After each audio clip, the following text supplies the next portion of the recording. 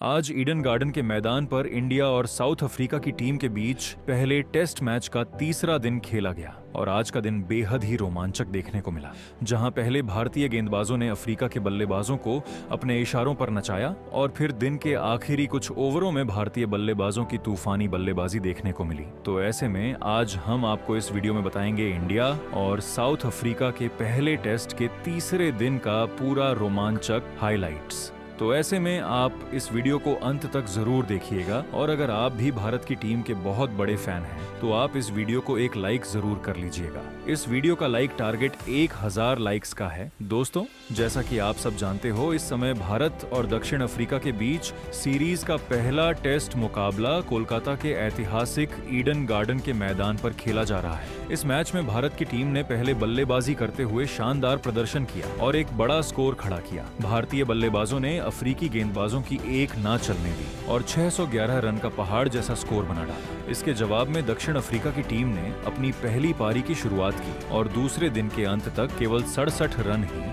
66 run बना पाई, वो भी 2 विकेट खोकर। भारत उस समय तक अफ्रीका पर 543 रन से आगे था। मैच पूरी तरह भारत के कब्जे में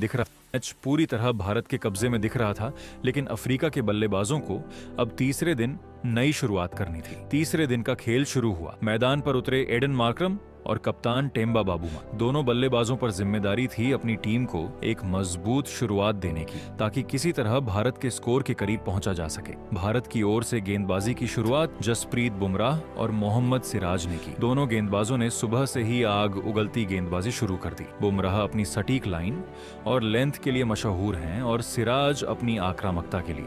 इन दोनों ने मिलकर अफ्रीकी बल्लेबाजों पर ऐसा दबाव बनाया कि रन बनाना तो दूर, क्रीज पर टिकना भी मुश्किल लगने लगा। पहले आधे घंटे तक गेंद दोनों तरफ स्विंग हो रही थी। एडन मार्करम और टेम्बा बाउमा ने कोशिश की कि सिंगल्स लेकर स्ट्राइक रोटेट करें, लेकिन बुमराह और सिराज की धारदार गेंदबाजी के सामने वो भी मुश्किल साबित हो रहा था। बॉल हवा में लहराती, कभी अंदर आती तो कभी बाहर निकल जाती। बल्लेबाजों को समझ ही नहीं आ रहा था कि शॉट कैसे खेले। दोस्तों, आप अंदाजा लगाइए, पहले 45 मिनट तक अफ्रीका के बल्लेबाज एक भी चौका नहीं लगा पाए। यानी भारतीय गेंदबाजों ने ऐसा कसा हुआ स्पेल फेंका कि हर गेंद अफ्रीकी बल्लेबाजों के दिल की धड़कनें बढ़ा रही थी। फिर जैसे ही गेंद थोड़ी पुरानी हुई और स्विंग कम होने लगी, मार्करम ने मौके का फायदा उठाया। उन्होंने सिराज की गेंद पर कवर ड्राइव लगाकर पहला चौका जड़ा और उसके बाद उनके आत्मविश्वास में बढ़ोतरी हुई। बाबूमा ने भी कुछ अच्छे शॉट्स लगाए, खासकर बुमराह की गेंद पर लगाया गया स्ट्रेट ड्राइव देखने लायक था। धीरे धीरे दोनों बल्लेबाजों ने तालमेल बनाना शुरू किया।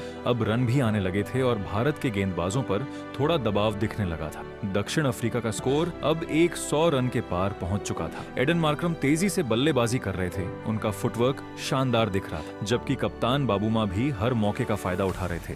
लेकिन तभी आया वह पल जिसने भारत को मैच में दोबारा पकड़ दिला दी। रविंद्र जडेजा को गेंद थमाई गई और उन्होंने आते ही अपने जादुई स्पिन से कमाल कर दिया। जडेजा की एक गेंद थोड़ी फ्लाइट की गई। बाबूमा आगे बढ़े, लेकिन गेंद ने उन्हें धोखा दे दिया। विकेट कीपर ध्रुव जुडैल ने बिजली की रफ्तार से बेल उड़ा दी। कप्तान बाबूमा आउट हो गए। उन्होंने 27 रन की पारी खेली। भारत को मिला यह विकेट बेहद अहम था, क्योंकि बाबूमा सेट लग रहे थे और मार्करम के साथ उनकी साझेदारी खतरनाक रूप ले सकती थी। बाबूमा के आउट होने के बाद मैदान पर आए ट्रिस्टन स्टब्स युवा खिलाड़ी थे, लेकिन उम्मीद थी कि वह मार्करम का साथ देंगे और पारी को संभालें। शुरुआत में उन्होंने कुछ अच्छी डिफेंसिव शॉट्स खेले, लेकिन जल्द ही कुलदीप यादव को लाया गया और वहीं कहानी पलट गई। कुलदीप की गेंदबाजी हमेशा से रहस्यमयी मानी जाती है। उनकी गुगली, उनका फ्लाइट और टर्न बल्लेबाजों को समझ ही नहीं आता कि कौन सी गेंद अंदर आएगी और कौन बाहर जाएगी। ट्रिस्टन स्टब्स भी इसी जाल में फंस गए। कुलदीप की गुगली को उन्होंने पढ़ने की कोशिश की, लेकिन गेंद ने अंदर की बजाय बाहर का रुख किया और ऑफ स्टंप उड़ गया। कुलदीप यादव ने एक बार फिर दिखा दिया कि क्यों उन्हें भारत का मिस्ट्री मैन कहा जाता है। स्टब्स ने सिर्फ 11 रन बनाए और पवेलियन लौट गए।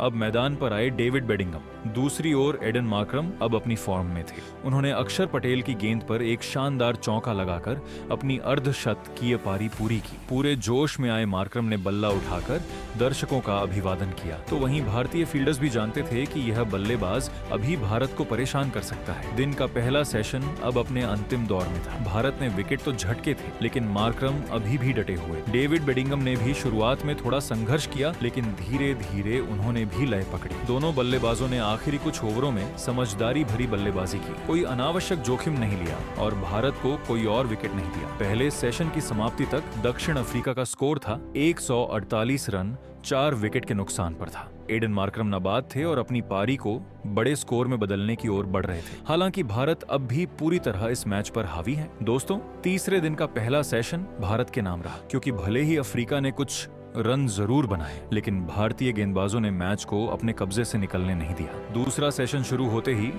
भारत ने दोबारा वही पुरानी लय पकड़ ली। जसप्रीत बुमराह और कुलदीप यादव दोनों गेंदबाज अब अफ्रीकी बल्लेबाजों पर पूरी तरह हावी हो गए थे। एडन मार्करम अब 90 के पार पहुंच चुके थे और अपना शतक पूरा करने की कोशिश में थे, लेकिन बुमराह का प्लान कुछ और ही था।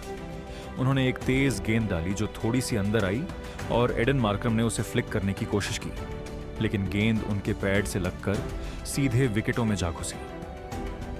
सभी को यकीन नहीं हुआ कि इतनी शानदार बल्लेबाजी करने वाले मार्करम का अंत ऐसे होगा। उन्होंने 98 रन की बेहतरीन पारी खेली और अफ्रीका को मैच में कुछ उम्मीद थी, लेकिन उनके आउट होते ही अफ्रीका की टीम एकदम बिखर गई। अब विकेट गिरने का सिलसिला शुरू हो गया। डेविड बेडिंगम ने जरूर थोड़ी देर तक संघर्ष किया, लेकिन अक्षर पटेल की टर्न लेती गेंद ने उन्हें चकमा दे दिया और क्लीन बोल्ड कर दिया। उन्होंने 31 रन बनाए। अफ्रीका का स्कोर अब 202 रन पर 6 विकेट हो चुका था। इसके बाद विकेट कीपर बल्लेबाज कायल वेरेन मैदान पर आए, लेकिन वो भी ज्यादा देर नहीं टिक पाए। रविंद्र जडेजा ने अपनी गेंद पर उन्हें शॉर्ट लेग पर कैच करवाया। उन्होंने केवल 14 रन बनाए। अब अफ्रीका का स्कोर 214 पर 6 विकेट हो चुका था। 7 विकेट हो गया था। भारत की पकड़ अब और मजबूत हो चुकी थी। फिर आए मार्को जॉनसन, जो अपनी लंबाई और ताकत के लिए जाने जाते हैं। उन्होंने कुछ समय तक टिक कर खेला और कुछ अच्छे चौके भी लगाए। उन्होंने कुलदीप यादव की गेंद पर एक शानदार छक्का जड़ा, जिसने दर्शकों को खूब रोमांचित किया। लेकिन कुलदीप ने अगली ही गेंद पर उन्हें स्लोअर फ्लाइट दी और जॉनसन